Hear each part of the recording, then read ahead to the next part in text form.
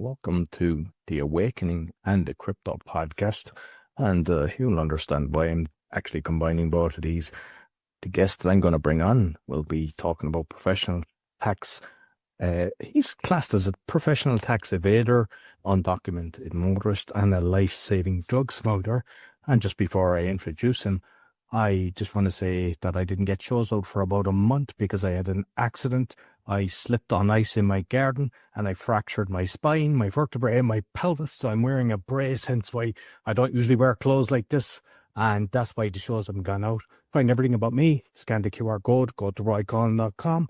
And if you're looking for virtual assistance, go to va.world. Now, my guest, I've read his book, Crash the Fed, The Only Way to End It. And he's known as Taxation Is Theft Behrman. That's the correct way I usually chat. So I'm looking forward to this because I totally agree with you. So welcome to the show, Dan. Yeah, thanks for having me on. Yeah, no problem. So I suppose, like, one of the things that you ran for the presidential election in 2020, so that'll grab people's attention straight away. But before we kind of delve into that, I want to know, how did this all come about that you kind of realized taxation? What was your journey into kind of realizing something's up? Yeah, I mean, I think I've always kind of been defiant, and when I was younger, I had like an entrepreneurial spirit, so I was trying to start businesses, and I was always being told, well, you have to make sure you register with the government, you get your business license and your tax forms, excuse me, and I was just like, wait a minute. So you're telling me out of this little bit of money that I'm going to make, I have to collect extra money and give it to the government. And then out of my profits, I have to give them even more. And it just didn't make sense to me. So, just being a little bit defiant, I kind of resisted the idea.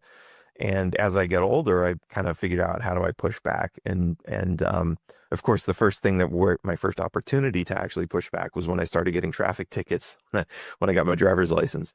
So, it's really just kind of always been there with me. And then, having these conversations with these people who try to tell me that I have to participate in this, they never really had a good explanation that I could accept and say like, oh, that makes sense. It was always like, it still sounds like I'm getting robbed here. How are you guys okay with this? So I suppose, like with my own journey, I ended up losing everything, just through banks, fraud and everything. When the crash happened, it took a bit later. And I just saw so much corruption. It was like, there's something going on. Like, I realized they turned off the tap. They printed the press so people with a pulse were getting money. And then professionals couldn't even get a mortgage. And it was kind of, by looking at that, I saw, there's something seriously wrong. And then I started getting guests on. BB Backus was one. She was talking about UCC. Unfortunately, she just passed last year. But I done a course with her. Then I got different people on. And the more that I kind of went down the rabbit hole, I was kind of realizing there's so much fraud, and a lot of it was in the name. So that's what I've kind of realized. Everything they're doing, they go with the all capitals. So it's like Mr. Roy Collin or all capitals Roy Collin. And when you kind of question that, that's when they started backing off. And I've had a lot of success with what I'm doing, but at the same time, kind of realizing not to share screenshots of what I'm doing, because usually they're constantly trying to attack you. So like with what you've done, like if we go to the motor side, we start there, because in the UK I have a friend, he's Irish, and he deregistered his car. He had to write away to the different departments because that's how they can repossess your car. That's how they can impose all these fines. And people thought, no way is he going to get away with this. This is about, 5-8 years. And he's even travelled from the UK to Ireland via ferry and got away, never had any hassle. So if we go down the car route, how did you, I suppose, deregister, or what was your process? Yeah, that's interesting to hear. So first, I want to say, like, because I know there's some crazy theories out there, and like I don't even particularly believe in the whole all caps thing. But what's interesting is that's kind of how I got into this, and at some point I was like, okay, this sounds like too crazy to be true. Let me put some of this to the test. And I had already been fighting traffic tickets, right? But it was more like I'm going to go and I'm going to try to argue with the cop and say like he couldn't possibly prove I was speeding or something like that. But then I started noticing some of the things that these people were saying about the all caps, which was they don't use real courts.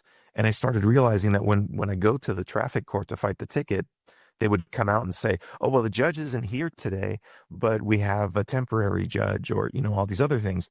And they they used a different language, but basically they were telling me was you're not going to get a trial today. We've set up a separate system that's going to look like a trial, and if you choose to participate, then you're going to end up owing us a bunch of money. And so I started, they give you an opportunity to object to that and figure out, well, what actually happens if you say like I don't want to participate in this. And so I think that was kind of the introduction to it. And what's interesting is because I know there are a lot of different theories on how and why this works, and there's no smoking gun, and it's designed that way, right? Like there's no law. People tell me, oh, if you don't need a driver's license to drive, prove it, right? They want to see a law in black and white that says, oh, this only applies to commercial drivers or something like that. That's not there, and that's by design, right? Like they're not going to tell us how to exercise our freedom. It's the same thing as when you get stopped by the police and they say, do you mind if we search your car? Like they don't tell you like, oh, you don't have to say yes, but do you mind if we search your car? They're not going to tell you what your rights are. Like in the US, they have the Miranda warning, which is after you're arrested, but they don't tell you that you actually have the right to remain silent before you're arrested. Um, and so there's a lot of like there's a lot of really interesting signs, but you're not going to see them unless you push back because that's just how the system is designed, right? They're designed to trick you to confess against yourself and surrender all of your rights. Like the reason, and I'm sure Ireland's a little bit different in all kinds of different ways, but every country has some sort of Bill of Rights.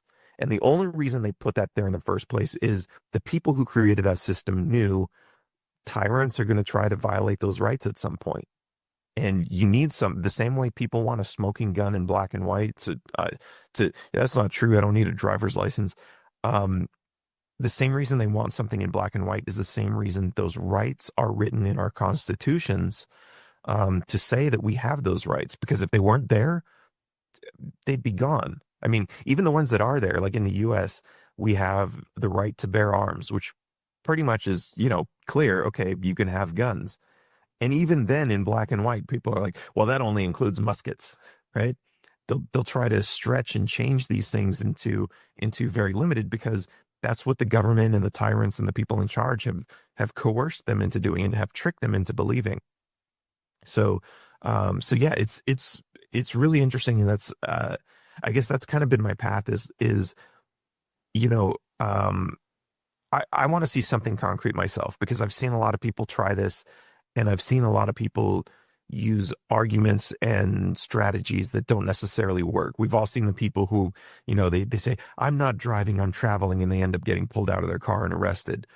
And but at the same time, we've seen some really interesting videos. There was a guy who he said the same thing. He's like, I'm not driving, I'm traveling.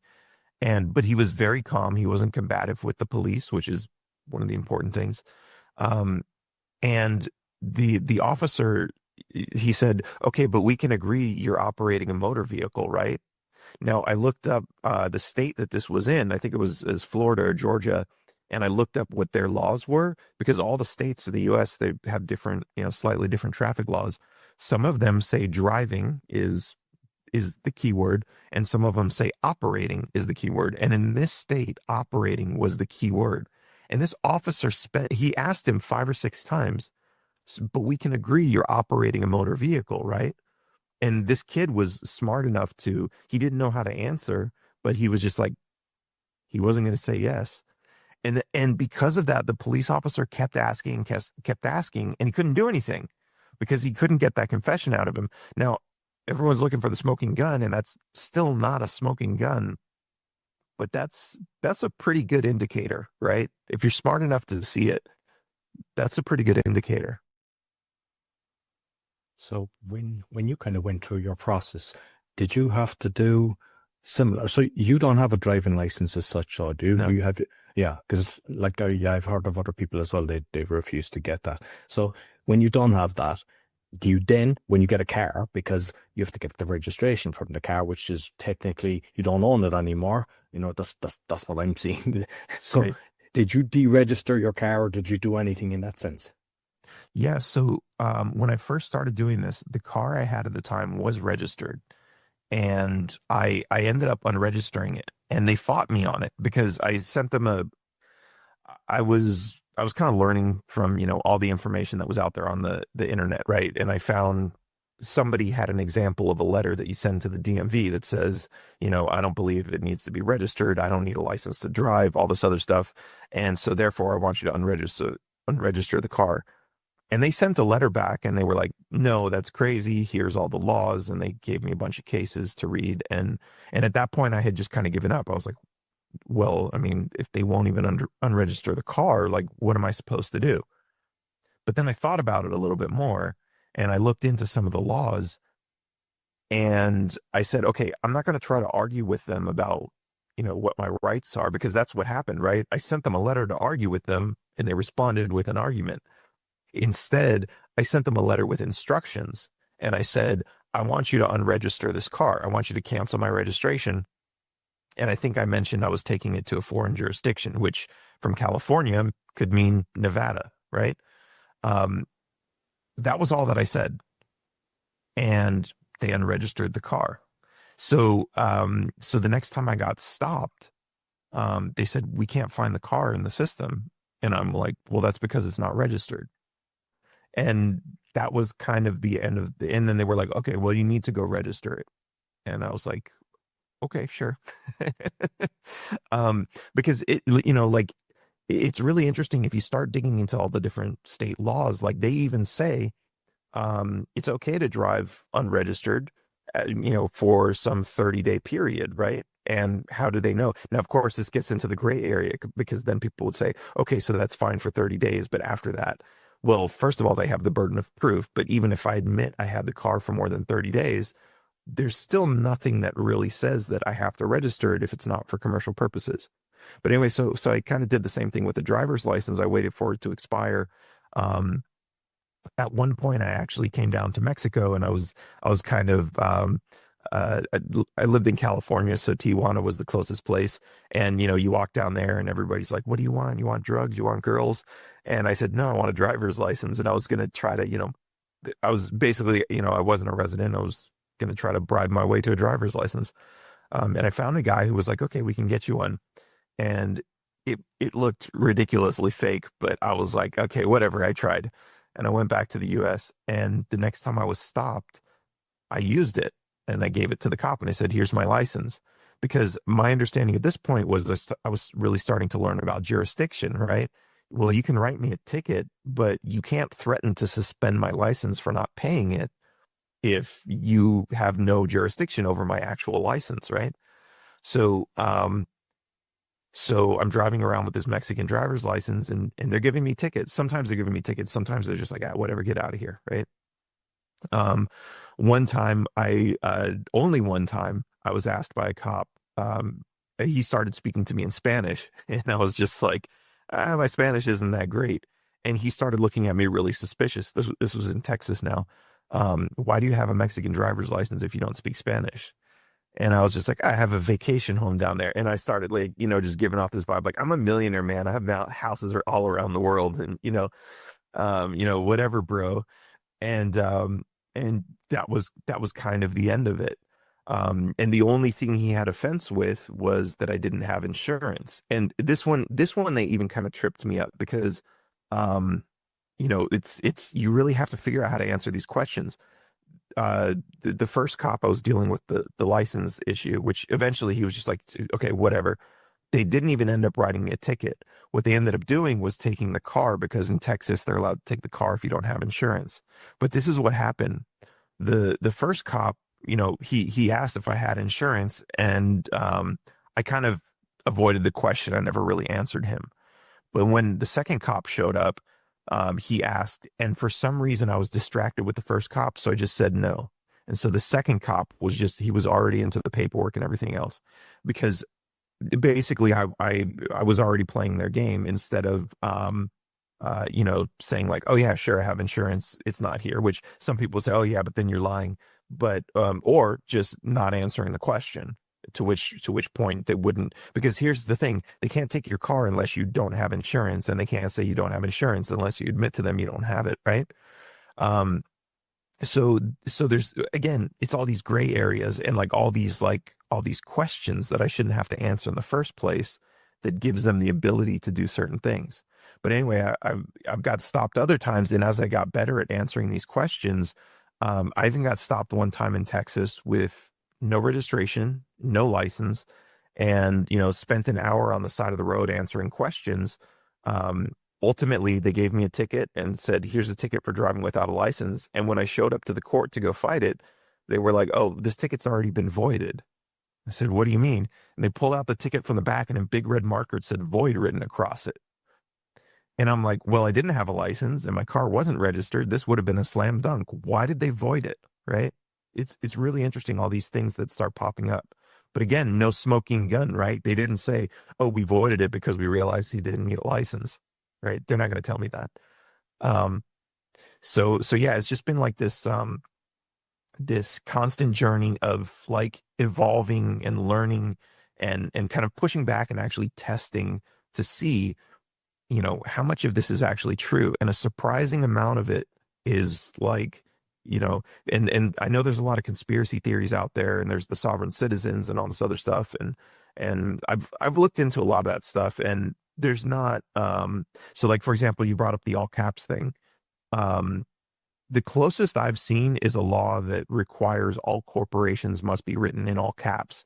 But even that, it's not a hard rule. If you submit some, and this is for like the purpose of courts and everything, if you submit a brief to a court and you don't put it in all caps, like, it doesn't matter. Like, you're still going to state this is a corporation. It's obviously not a human's name. And it really doesn't change the course of anything.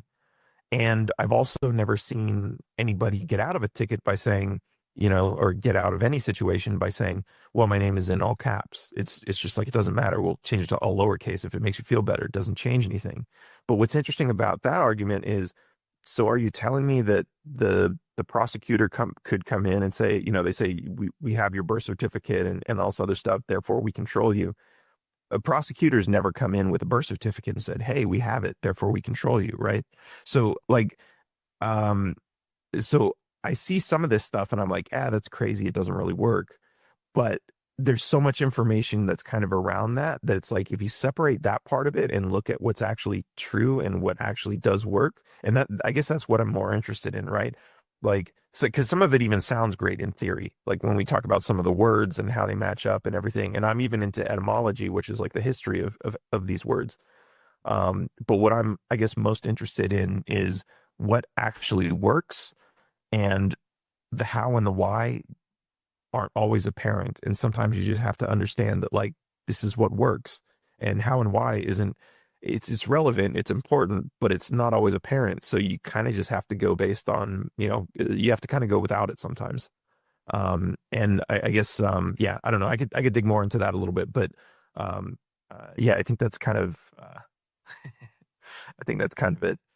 Yeah, well, a few things on the driving license, because I mean, I know other people that have done that as well. But the problem is then, if just say you go to Mexico and you want to hire a car, you're not going to get a car, or have you? Have you got a car? Have you been able to hire a car? Actually, so and every place is different, right? Like, everyone's more strict. I mean, so I have a passport now that I use for my ID wherever I go. And sometimes that's a problem. So, for the longest time, I was trying to get into the crypto world. The exchanges were requiring that, you take a selfie, and they have this app that's all part of, this system, and they're connected to, whatever government systems to do background checks and KYC and everything else, which I absolutely hate all this stuff. But the point is, their software didn't handle passports at the time.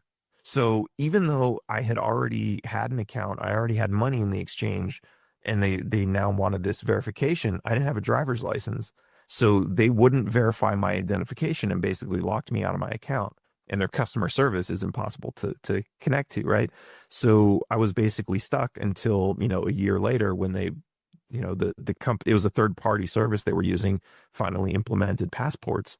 Um, so you have all these barriers. I went to Australia and at the airport, I bought a little SIM card and I was like, that was easy. And then I walk out of the airport, I stick it in my phone and I go through this activation process and I can't activate it without putting in my US tax ID, my social security. And I'm like, why does Australia need that?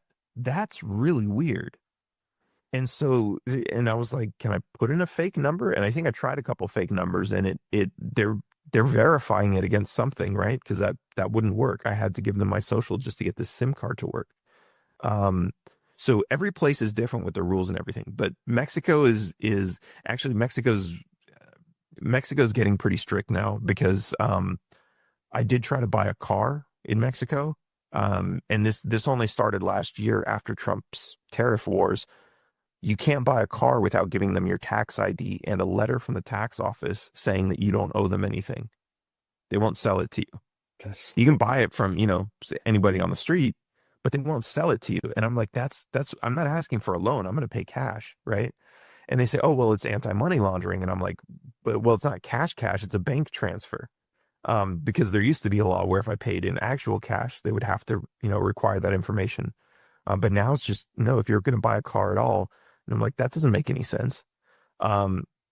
So they have kind of put restrictions on it. And this, I say it's Trump's tariff war because this actually like goes broader. I used to be able to order stuff. I'm in Mexico, by the way, for anyone who hasn't gathered that. When I order stuff on Amazon, if it comes from outside of Mexico, I'm required to put in a tax ID because they want to associate it for this import tax that they're gonna which they already had import taxes on everything, but now they want to really crack down and associate. And I'm sure they put it there in place to make sure that we're importing less from the United States because that's part of the tariff war, right? We're not going to raise the taxes. We're just going to make it more difficult for people to import.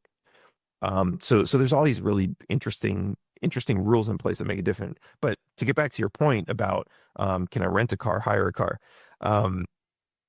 I was able to do that in Mexico and not that I'm advocating fraud or anything like that, but I had created basically a temporary license because they give you these temporary licenses that are just on paper from the United States. And I was able to use that in Mexico to rent a car. So you can look at it like this. And yeah, absolutely, that was fraud. Nobody was harmed by it, right? It's not a Ponzi scheme or, I wasn't selling securities that weren't backed by anything like the Federal Reserve does or something. But, technically this was fraud, but they don't really care down here. In fact, I've been stopped in Mexico for, so Mexico's a little bit different, right? They don't have Bill of Rights. Their laws are different. And, they're tyrants. If they say you have to do this, you have to do this. So I was driving a car in Mexico that was registered, but was expired. And they pulled me over for it. And it's usually an extortion racket. But I told him I don't have a driver's license. And he said, oh, also you can't have tinted windows here. And also your registration expired.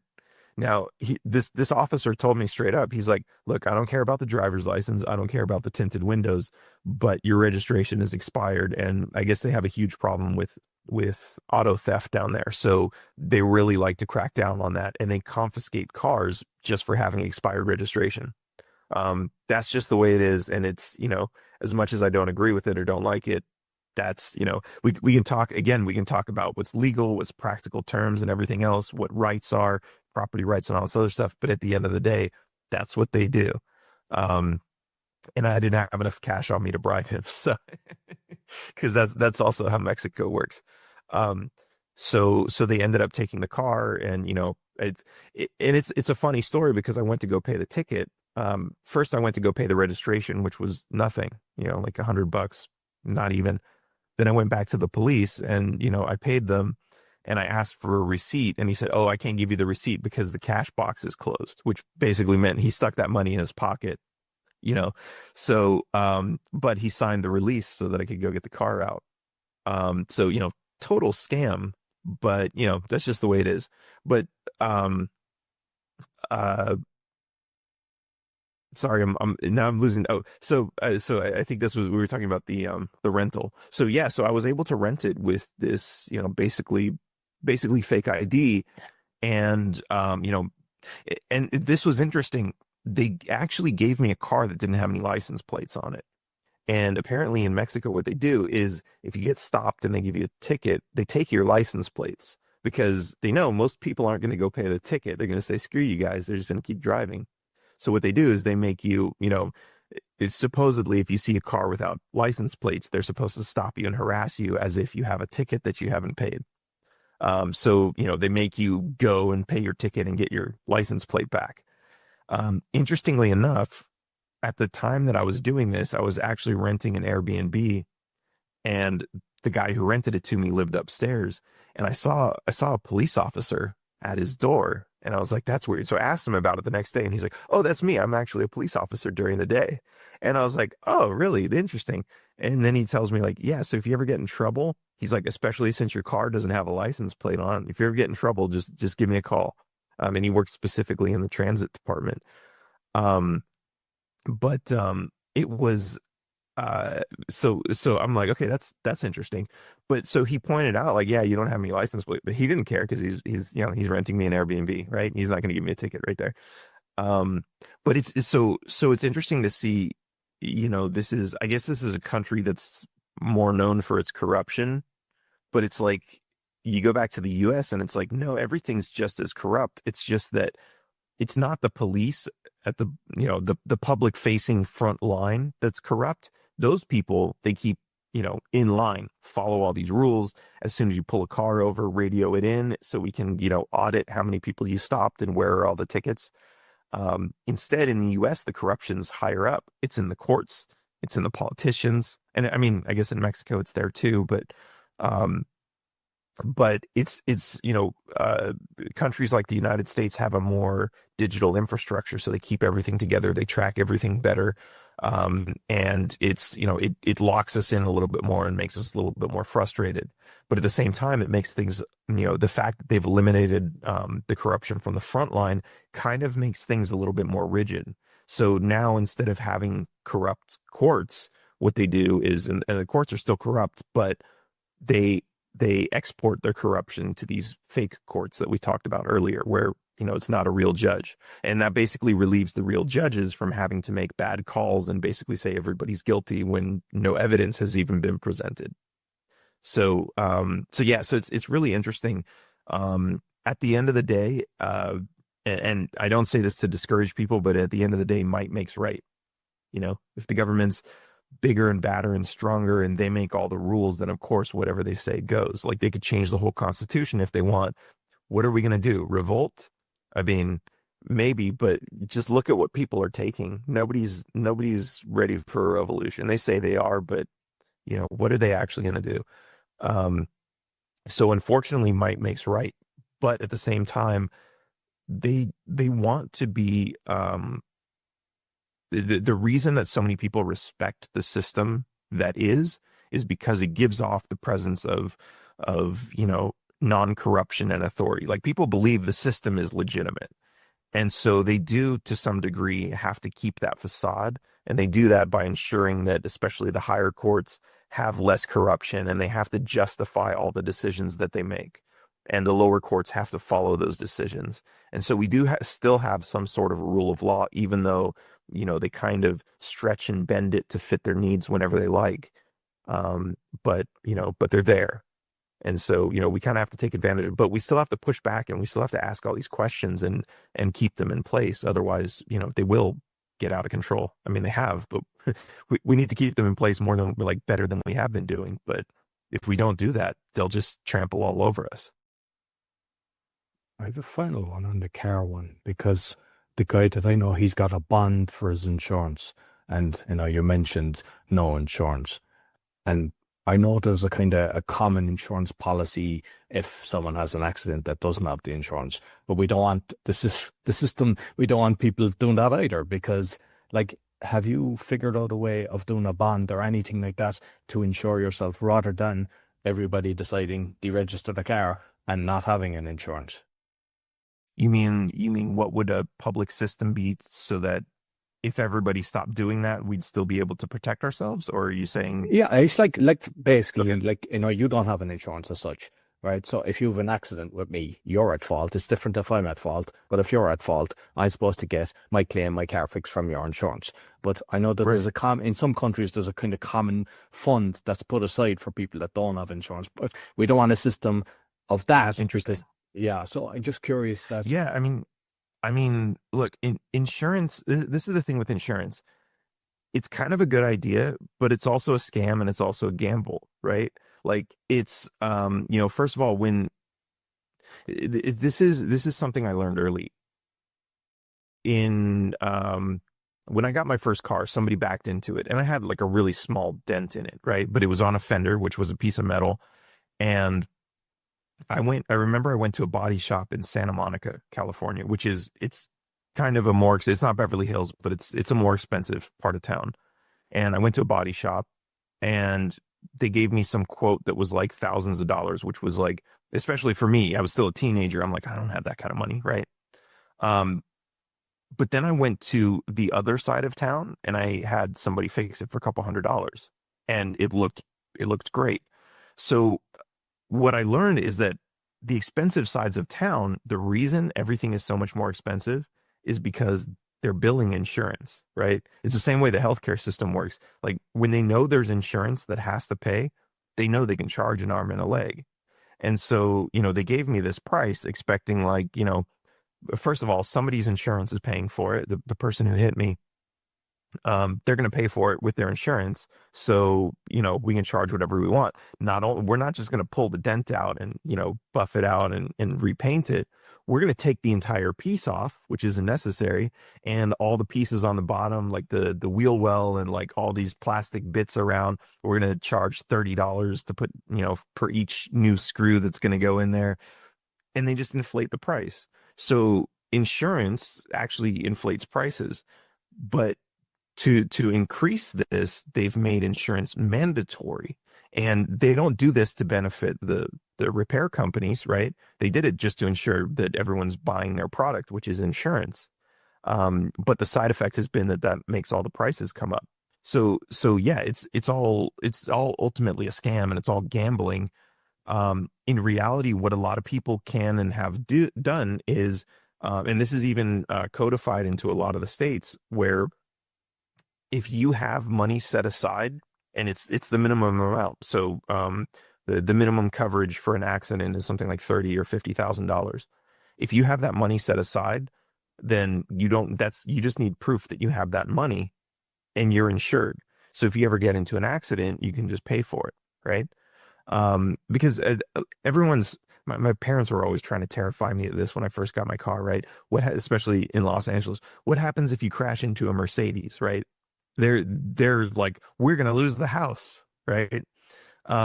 That's their thought. And sure, there are really terrible accidents out there where people died, lots of property damage and everything else. But what people don't realize is like 90% of the car accidents are small and they're not very expensive.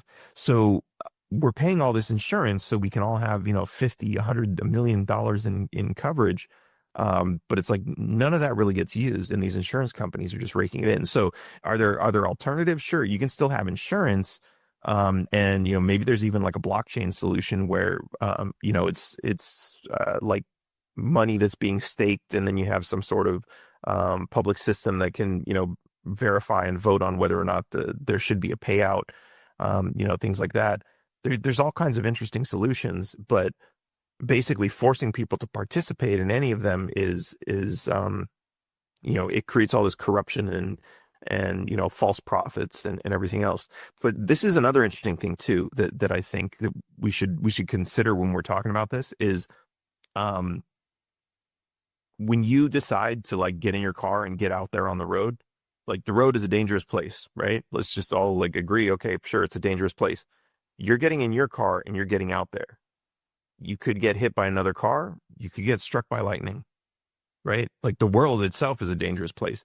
So if you're that concerned that something bad might happen, get your own insurance and insure against somebody hitting you, and don't worry about everybody else. Don't worry about whether they have insurance or licenses or anything else. Now, of course, if you see someone on the road and they're driving, dangerously, sure, get them off the road. But if they're going a little bit faster or a little bit slower, and like, I know it's aggravating to see that sometimes, it's not, it's not creating an actual danger to anybody. So, but we can take responsibility for our own lives. And I think that's probably the most important way to look at it. Like, don't force people to have insurance in case they hit me.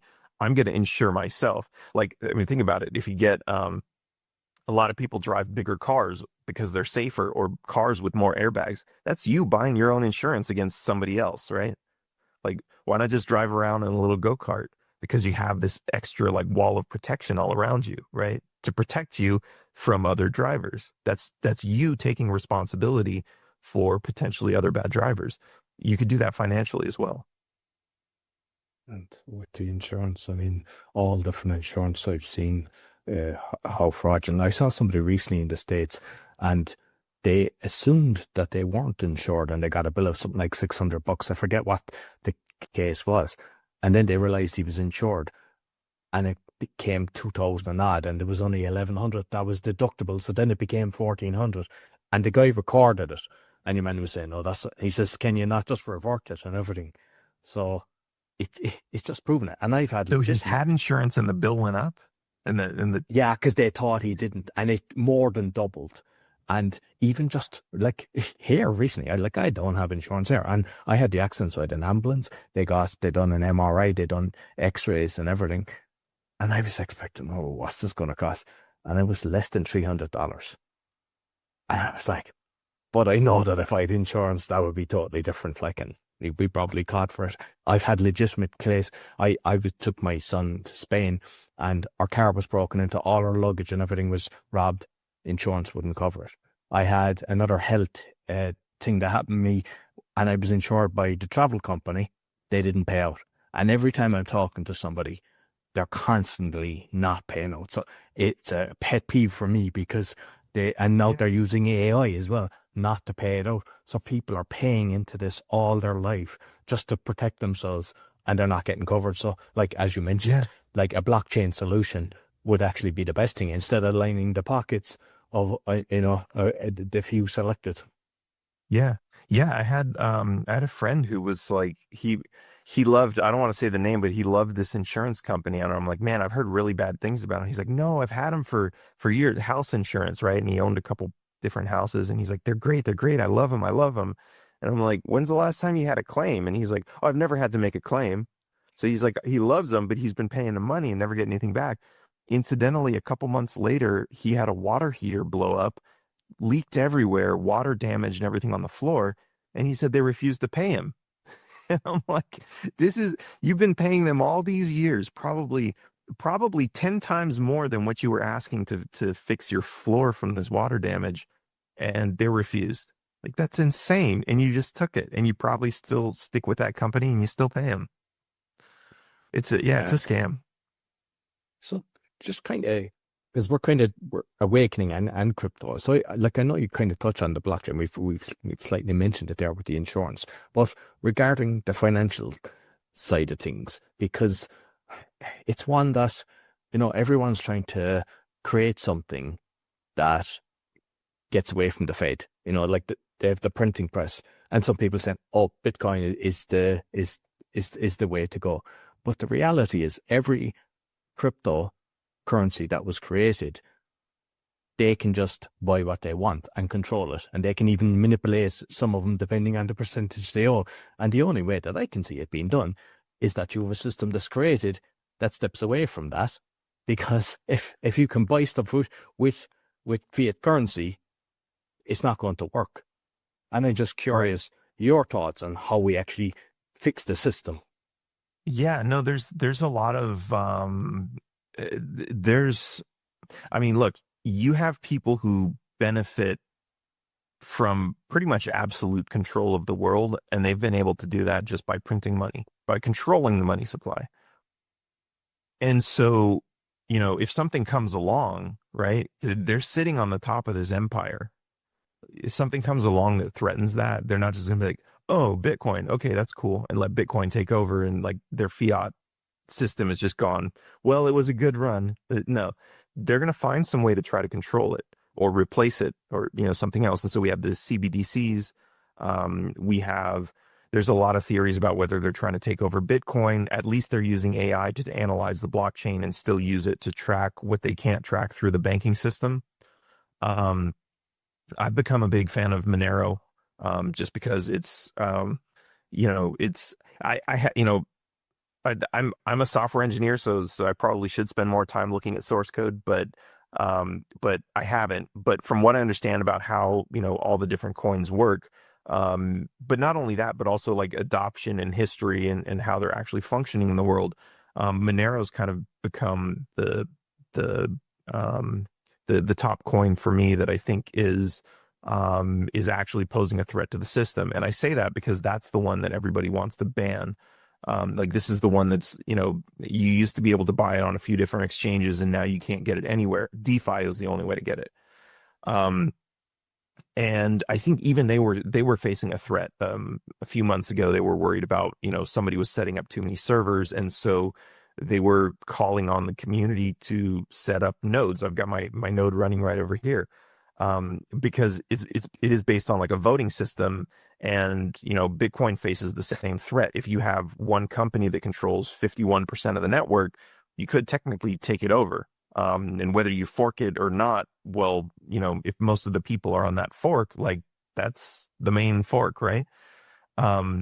So yeah, there are all kinds of potential threats, but I think that's a really interesting point about the whole thing is that like we need to set up our own nodes basically says we need to take responsibility for our money. We can't just like trust, like even if it is blockchain, we can't just like pick a blockchain and say like, hey, we're going to trust the entire system just to work because there's other people who know what they're doing. Like we still need to participate.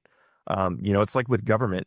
If we were to say like, I'm not going to vote, I'm just going to let them do whatever they want because I trust them. Like that's like everyone can see that's a terrible idea, I hope. And it's the same thing with our money, right?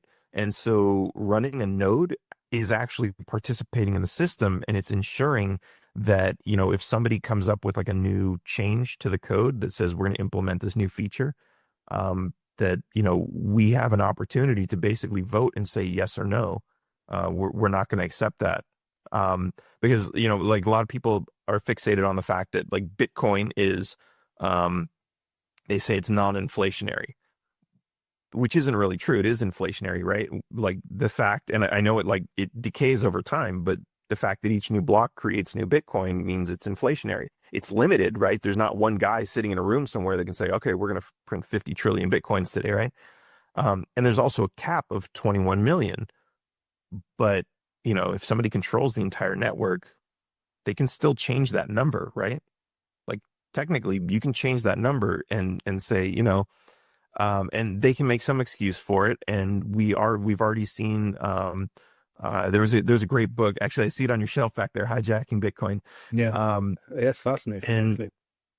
yeah, and it explains how like they don't really talk about that particular issue, I don't think, but they do talk about how, one organization of a relatively small group of people could make that decision and it would affect everybody else.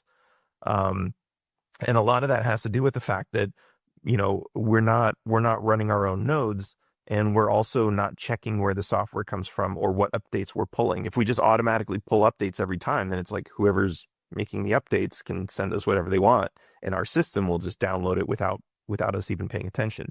So that's an important part of it too. And I realize, for most people, especially your listeners, we're probably above average as far as it goes with the information on this type of stuff. The average, you think about the average uninformed voter, who might not even understand what a blockchain is. They're probably not going to participate in this. But if we can create ways, and I think this is one of the most important things that we need to do, with just crypto technology altogether, is we need to find better ways to get people to incorporate it and understand it, because ultimately we have an adoption problem, right? I hear people all the time saying, yeah, Bitcoin sounds cool because it's not fiat. Like that's all they get about it. but I can't buy my groceries with it. And it doesn't take much. In fact, some point of sale manufacturers are starting to do this, where they're adding in software that accepts Bitcoin and it just converts it immediately to fiat for the store owner, because that's what they want. Like it's a bridge, right? And we need all these bridges and shims and everything else to create this mass adoption. We need to make it easy for people. And especially like when we talk about, the scammers out there trying to get people's seed phrases or private keys. Like in order to really be secure with crypto, it is kind of difficult. We have to acknowledge that, and we have to like figure out ways to make this easier for people, because we need people who are completely technologically illiterate to be able to adopt crypto and use it in their lives. Because if they don't, then it's like we're just a bunch of weirdos who are using it, right? And it's still separate from the system. The government's going to roll out something else and they're just going to accept it. They might roll out a CBDC where it's like people don't even have digital wallets. They're still relying on a bank to hold it for them. Because, at least with the bank, they can just show their ID and, okay, we'll reset your password for you. Like that's a really important part. So I like to emphasize that for a lot of people, but, yeah, sorry if I'm No, but like I've had a guest on, the Meta was her name, and Arbitrum, I believe, is the company. It's in Uzbekistan, and they're trying to do it that they have the card as well, and they're trying to have rates that are kind of similar to like Revolut. But when they tried to do it there, it's not ready in Poland yet, so I'm just waiting for it just to see. And I think that's what it is. It's just simplifying it, but at the same time protecting you, because you mentioned it earlier, KYC. Like it was MEX, MEXC that I was using, and then they said, "Oh, it's blocked. You need to give more." I spent over a month, and in the end, I had to hold up my card. I was blocking the 3 digits and hold up my passport in one picture, and then upload bank statements for 3 months. And I was like, they have no right for that. Like, who are they to be seeing my transactions? It's nothing to do with them. But my money was blocked unless I'd done it. And that frustrates me. And every single thing is like that. I mean, if I want to buy crypto in the morning, no problem. Yeah, you go in, you debit card, credit card, anything, transfer money from your bank. But when you want to reverse it, it is very difficult. And then, yeah, you can use like these kind of Bitcoin ATMs, which uses you change it to Tether, but they're like PayPal. They're taking about 4%. And I watch every penny. It's like, why are they getting 4%? It's like, that's not right either. And, so the whole system is not right. And the problem is now, like, say you've got Revolut, Wise, and all these for normal, beating the banks with rates and stuff like that.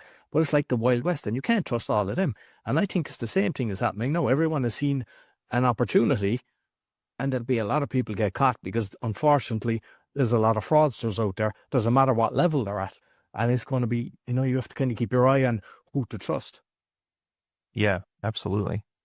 Yeah, it's unfortunate. And they put a lot of those rules in place. They say it's know your customer, anti-money laundering. And it's like, look, the number of people that you guys are after that are laundering money or, massive drug cartel people, how many of them are there? A couple thousand, maybe? It's usually the governments.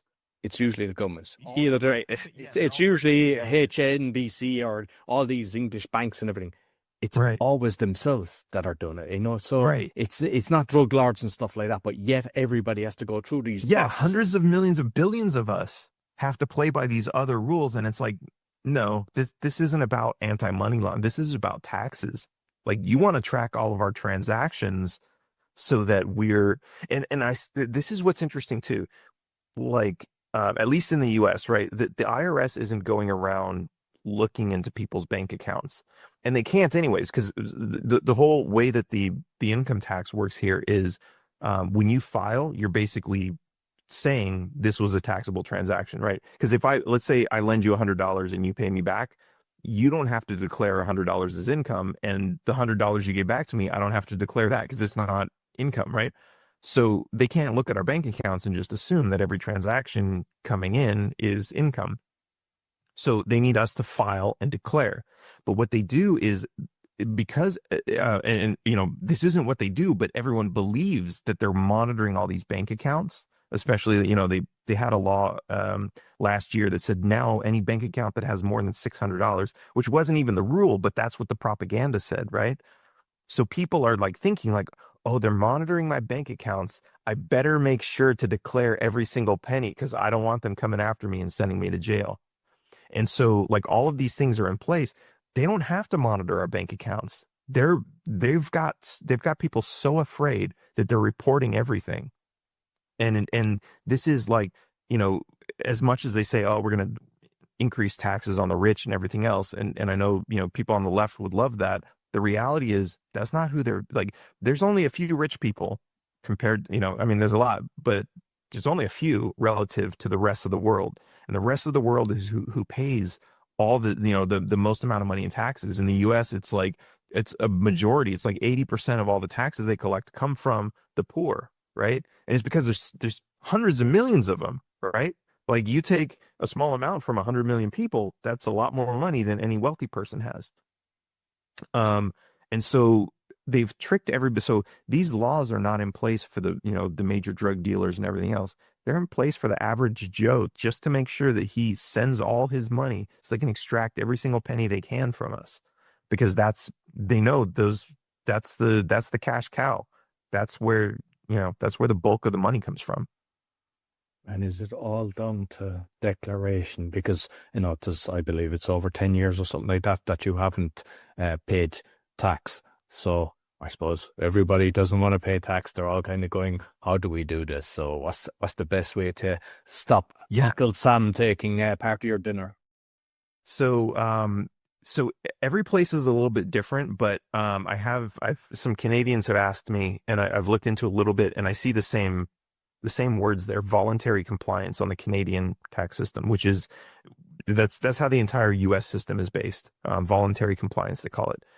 And I can speak a little bit to why we have it in the U.S., but of course, you know, every place is different. But I guess I can say this: a lot of governments get together, and you know, they have conferences, they have meetings, and they trade notes, right? So they learn from each other. Like, oh, they're doing this over there. Oh, this is how it works. They have like industry meetings like this. It's why, you know, every country around the world uses this. You know, there's a handful of different guns that they all use, right? And so I can definitely speak to how it works in the U.S., which is we have Fourth and Fifth Amendment protections, which basically says you don't have to testify against yourself. Any tax form that you send to the IRS can be used against you. So it would seem that you're violating your own rights by filing these taxes and paying these taxes. What they do is they say it's voluntary so that they don't have that charge, right? Now, of course, everyone's like, yeah, but it's not voluntary because I have to pay the tax or I'm going to go to jail. Well, this is the thing. Imagine you're driving in your car and you get pulled over. The cop comes to your window and says, do you know how fast you were going? And you say, well, if you don't remember, I'm not going to tell you, right? So you keep your mouth shut. But then your passenger says, yes, officer, I saw he was going 75 and speed limit's 35. Yeah, he was going 75. He was definitely speeding. There's a witness, a snitch, right? Who basically says, no, you're going to get that ticket. Now, the IRS works in the same way because they know everyone could just say, I'm not going to declare it. The IRS can't come along and declare it because they're not witnessing the transaction. They're not a part of it. They don't know, like I mentioned, you know, $100. If I lend you 100 and you give it back to me, if they were to see me receiving $100, they can't say it's taxable because they don't know why I'm receiving it. Is it a loan repayment or did I, you know, is it capital gains? You know, what's it for? They would have to swear under oath that it is a taxable transaction, which means it's something of that nature. And they can't do that because they don't know. So what they do is they rely on the person who pays me. So that would be you or my employer or my, if I'm getting dividends from stock, my broker, right? They're expecting them to report this, right? And when they report it under penalty of perjury and say, this is a taxable transaction. So essentially, and there's a lot more paperwork and bureaucracy to it, but essentially what I do is I go back to the IRS and I say, I understand that somebody swore under penalty of perjury, under oath, that they gave me money in part of a taxable transaction, but I'm disputing that is valid. I have a problem with that. And I'm swearing under penalty of perjury that when they say it was taxable, I say it was not. So now the IRS has a problem where they say, okay, how do we know? How do we know this is taxable or not? Now they can drag someone from the broker into court, or somebody from my company, from the HR department, into court, and have them say, testify, yes, it was a taxable transaction. Okay, well, is that a matter of fact or is that a matter of opinion? It's actually a matter of opinion. That they gave me money was a fact, right? But whether or not it was taxable is a matter of opinion as to whether, and even a court's ruling is called an opinion. So, its opinion is stronger than just like, I think it is, right? But in order for them to say, I swear that it was taxable, they need to understand the tax code, right? Which means any of these people would have to explain the tax code. And most lawyers can't explain the tax code. The government can't, the IRS can't explain the tax code. There's a lot of misinformation even on the IRS website. For example, they say the 16th Amendment allowed Congress to create a direct tax, when there are Supreme Court rulings that say, no, actually the Sixth Amendment says the income tax is not a direct tax.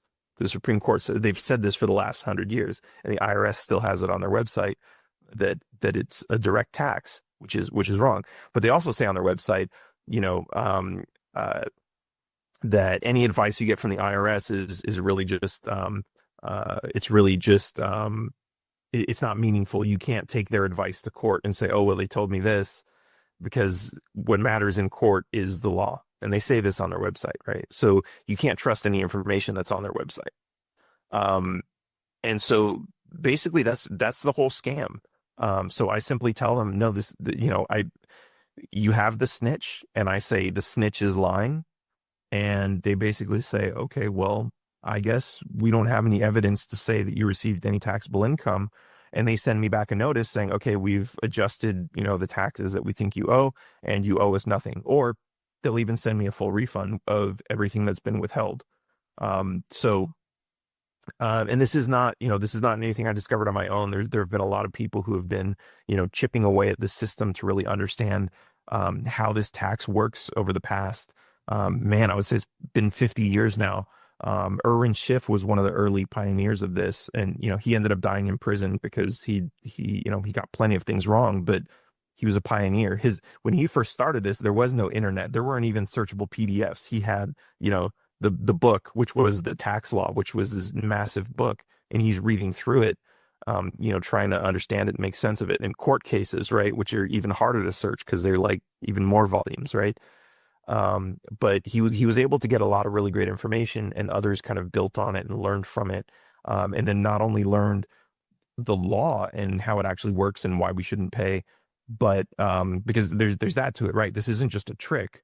The law actually supports that they can't tax our income the way they do, but then also to understand the bureaucratic system so that, you can figure out how to get them to just agree, instead of trying to fight you back and forth on it all day and say, yes, you do have to pay, you do. Which is, what they'll do. If you get into an argument with them, they'll argue with you until you give up and just decide to pay. But if you follow the right path, it's like, there's no argument for that. They don't have a counter argument yet. They like to change things and evolve and advance and try to figure out ways to make it more difficult for us. But, this is something they haven't figured out a response to this one yet. So, that's really how it works. And regarding, because like in most of European countries, VAT is 23%. So they're getting their tax on that. And if you're buying it as an individual, if you buy it as a company, but then your cost, either corporation tax or dividend when you're paying yourself. But like say petrol as well, because there's so much taxes on that. Is there Right. ways of reclaiming any of that when you're going down the kind of the road that you're taking? I haven't found any, but because it's basically you're not in charge of the tax. You're not paying it, and so even if the person who paid it overpaid, you're not entitled to get any back because you're not the one paying it, right? At the same time, so as an entrepreneur, I've some e-commerce businesses. I don't charge sales tax there, and I guess worldwide, I don't charge sales tax, but I guess they're starting to do things now where if you ship to other countries, they want you to, but they have no jurisdiction. So what are they going to do? Come to the US and sue me over, $5 that, that I would have paid in tax for that one order. But as far as the US goes, so they actually spent like a good 10 or 20 years trying to get the sales tax to work across states for online orders. Cause it used to be you would only pay if you shipped to your own state. And outside of that, you wouldn't have to. Um, but my understanding of how this tax works, and no one's come to challenge me on it. It's not to say they won't, is that and you look at all these different states and cities and everything, you have to apply for a sales tax permit. And so there are these third-party systems that will basically do that for you. So if you say, I'm shipping an order to this city, they'll say, okay, how much is it? They'll track the tax. They'll tell you how much to charge. And then they want you to give them the money, and then they'll give it to the city. And they have contracts with like all these cities. But I don't want to participate in that, right? So I'm not legally, especially like in places in New York, I cannot collect sales tax from New York because I don't have a license to do. I'd be breaking the law if I collected sales tax in New York, right? Unless I went there and applied for that permit or did it through this third party thing. But I don't want to do that. Now, New York might say, okay, but if you're going to ship stuff to New York, you have to do that. Well, they'll tell me that. And the government tells you have to do things all the time, but that doesn't mean you have to do it. It's just like the IRS, right? They can put misinformation on their website, but that's not the law, right? And so my understanding is, especially the way these laws are written, is that California, for example, says this tax is on the privilege of selling products in our state.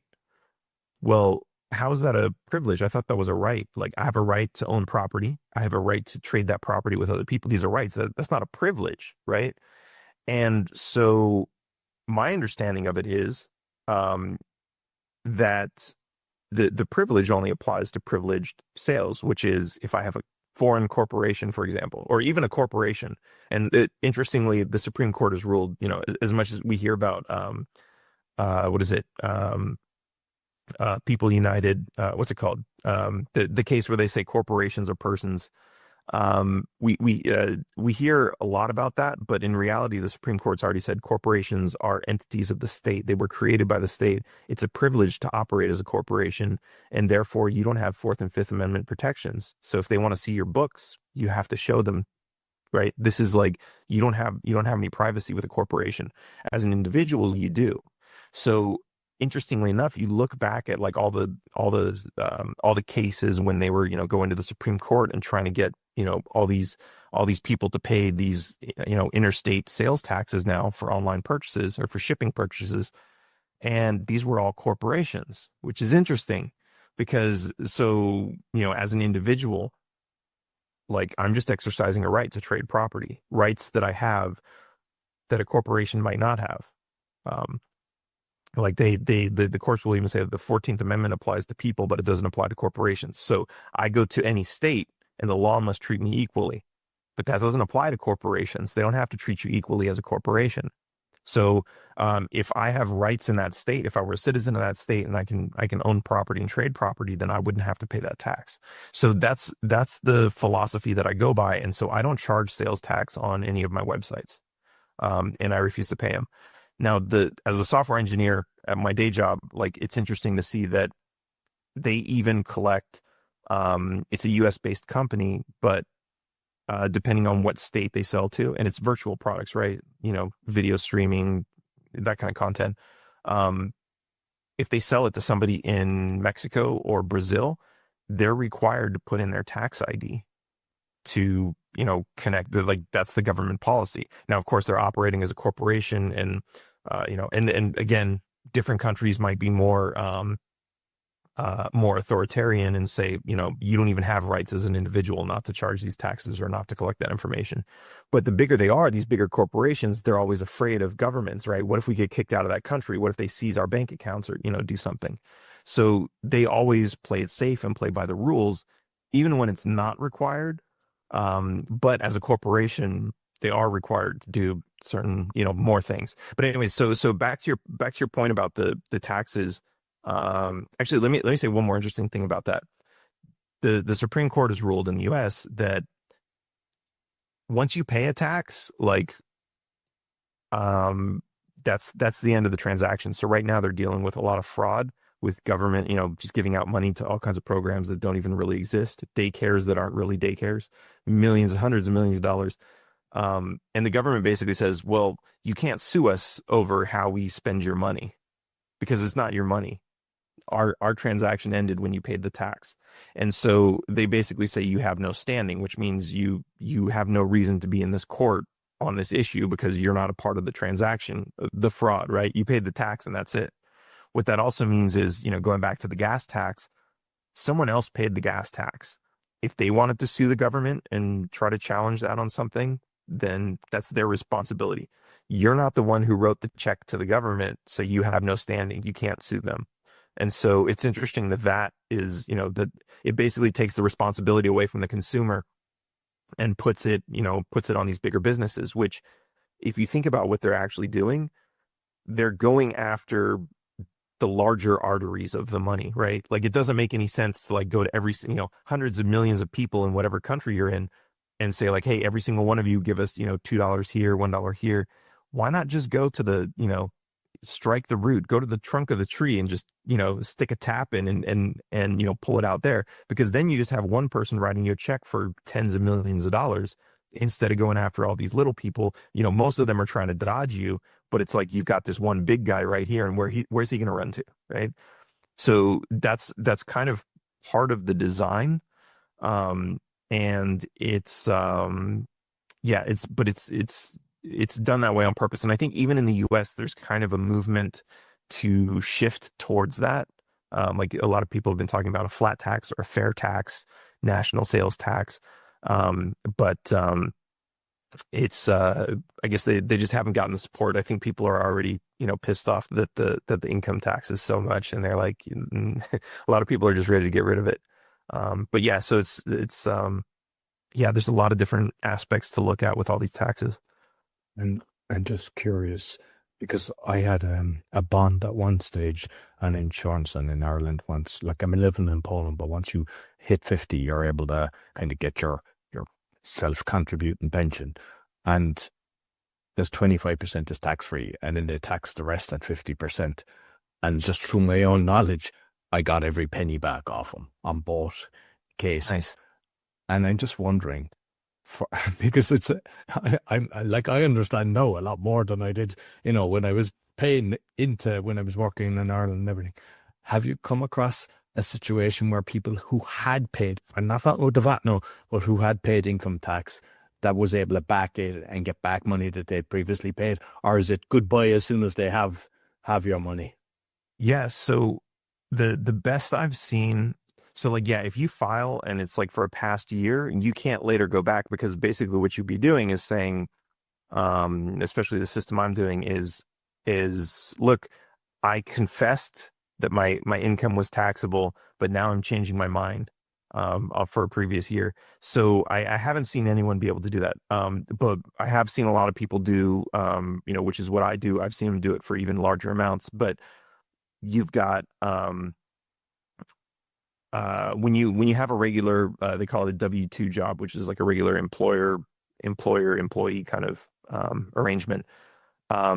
So they do withholding, which is supposed to be an advance payment for the income tax. But then there are other taxes, right? There's Medicare, Social Security, federal unemployment insurance, and all these other things, which are technically separate taxes, which nobody is supposed to get back. So at the end of the year, even if you like say like, I have 1 million deductions, I don't owe any tax, give me back, the money that I deposited, you'll never see the Medicare or anything else.